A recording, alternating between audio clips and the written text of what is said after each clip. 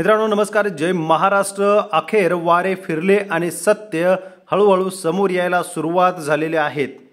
उद्धव ठाकरे यांची शिवसेना पक्षावरची जी पकड होती आणि त्याच्याच माध्यमातून जवळपास 56 आमदार त्यांनी निवडून आणले आणि इतकंच नव्हे तर याच शिवसेनेने मुख्यमंत्री पदासाठीही दावा केलेला असताना भारतीय जनता पक्षाने दिलेला शब्द फिरवला आणि त्यामुळेच ठाकरेंनी महायुतीचा निर्णय सोडून महाविकास आघाडीचा निर्णय घेतला।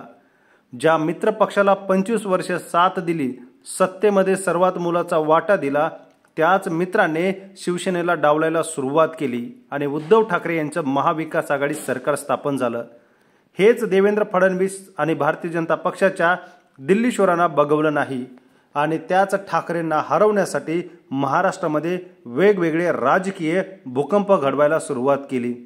इतकंच नव्हे तर शिवसेना पक्षाचे 2 तुकडे करत उद्धव ठाकरेंना एकटं पाडण्यासाठी चालही खेळली, मात्र ठाकरे हे ठाकरेच निघालेले आहेत।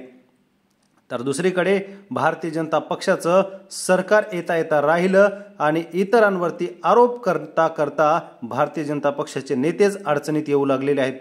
त्यातच देवेंद्र फडणवीस मुख्यमंत्री पदावरून थेट उपमुख्यमंत्री पद आणि आता देवेंद्र फडणवीस यांच्या विरोधातली टोळी सुद्धा सक्रिय झाल्यामुळे एकीकडे मराठा समाज आक्रमक तर दुसरीकडे देवेंद्र फडणवीस यांच्या शब्दावर चालणारे नेते सुद्धा आता बोलू लागलेले आहेत।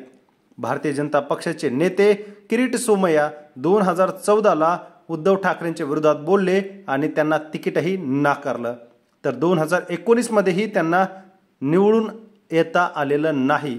तर दुसरीकडे किरीट सोमय्या यांचं झालेलं पतन केवळ फडणवीस यांच्यामुळेच झाल्याचं त्यांनी बोललेलं आहे। फडणवीसांनी शब्द दिला आणि तो शब्द मी पाळला, आदेश पालन केलं।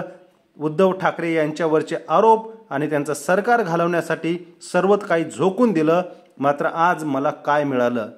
माझ्याकडे अपमान होईल अशा वागणुकीने वागू नका। फडणवीस तुमच्या शब्दाने ठाकरेंवरती आरोप करत त्यांचं सरकार घालवण्यासाठी मी जीवाचं रान केलं।